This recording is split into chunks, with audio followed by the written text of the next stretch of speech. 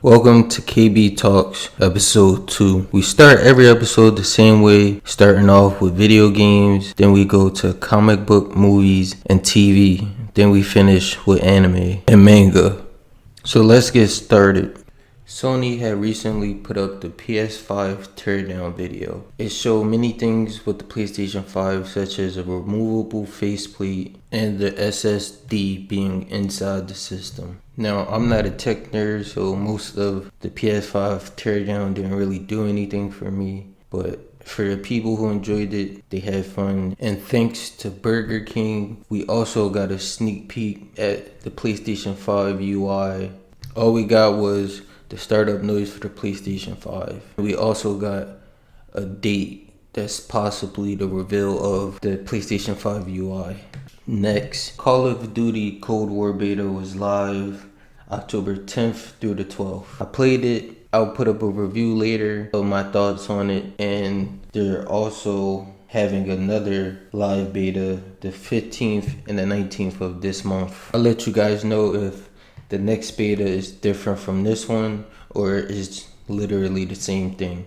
Now, our last gaming story is Spider-Man Miles Morales has gone gold and is ready to ship. They put out 3 pictures that will be on the screen as I talk. The pictures are from the Daily Bugle talking about the new Spider-Man that came to New York instead of Peter's Spider-Man. We also got a small clip revealing 3 possible costumes for Miles. Okay, now we're moving on to comic book movies and TV shows. Doctor Strange has reportedly been included into Spider-Man 3. There's also possible rumors of them trying to get Tom Hardy's Venom into Spider-Man 3. There's also another rumor that Tobey Maguire and Andrew Garfield had been locked in to play their Spider-Mans in this movie. Now I'm gonna go on a small mini rant.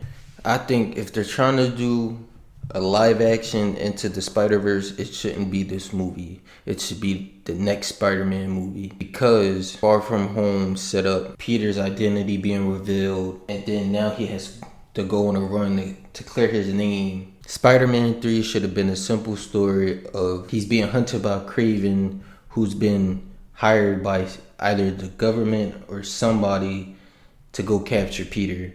And then that movie is just Craven, Spider-Man, and maybe small other villains tossed in the mix. Then maybe during the end credit scenes, we get something that leads into live action Spider-Verse, like he's web swinging and then he goes through a portal and ends up in either Andrew Garfield's Spider-Man universe or Tobey Maguire's Spider-Man universe. And they're also putting Doctor Strange in a mentor role in Spider-Man 3. Why can't Peter just be Spider-Man without a mentor? In Spider-Man Homecoming, he had Tony Stark. In Far From Home, it was kind of Nick Fury, but it was a Skrull in disguise as Nick Fury.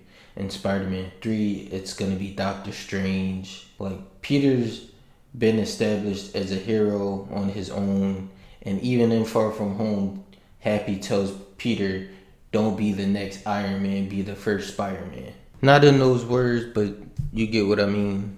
Next, a bunch of comic book movies and other movies have been delayed due to the coronavirus.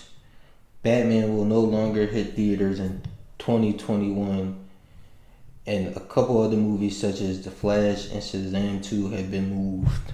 The Batman was scheduled for October 1st, 2021, and is now set to open on March 4th, 2022. Apparently, Dune has taken the October 1st date from Batman. Matrix 4 is being moved to December 22nd, 2021 instead of April 1st, 2022. The Flash has moved its release date from June 3rd, 2022 to November 4th, 2022. Meanwhile, Shazam has been pushed from its November 4th, 2022 date and will instead open on June 2nd, 2023. Black Adam has been taken off the release calendar entirely, meaning we don't have a date for when this movie is coming out. It was originally set for December 22nd, 2021. Wonder Woman 1984 is still expected to release on December 25th, 2020 if theaters remain open. The Boys Season 2 has just wrapped up, so I'll have a non-spoiler video reviewing the season later this week and a spoiler video sometime next week. Now for comic books, I have two recommendations. The first is Batman issue 100. It's the last issue of the Joker War. We see the return of Dick Grayson as Nightwing. We also get a few extra surprises in this issue. We get a brutal fight between Batman and the Joker. I won't spoil the ending, but I think it's a good wrap up for the whole Joker War arc in total. The second comic I recommend is The Flash issue 762. Just like the previous Batman issue, this is a final issue of an arc. It mainly just deals with the Flash and the Reverse Flash and their history together. I won't give any spoilers, but there are one or two surprises in here you might find enjoyable. Now we're finishing up with manga reviews.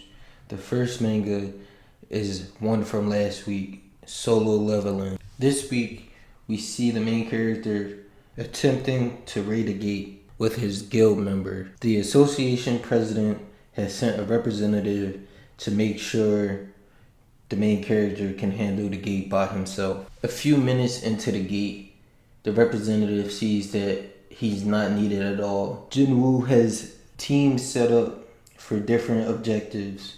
He has a team for mining. He has a team for attacking the boss. He also has a team for retrieving monster corpse. He then cancels every summon except the mining team and then handles the boss by himself. After he defeats the boss, he get a level up, and a few skills also have been leveled up. Before he leaves the gate, he tries to revive the boss, but he fails the first time. He does it again, and he's able to take over the boss of the gate. Like most of his summons, he has to give it a name, and the name he goes with is Gemma. The rep then goes back and give his review of what happened inside the gate. At the end of the manga, we see a large red gate in Japan, and it's apparently the largest gate anyone has ever seen. And that's the end of manga for this week. Thank you for watching along this far. If you have any recommendations on manga, comic books, TV shows, movies, anime, I'm all ears.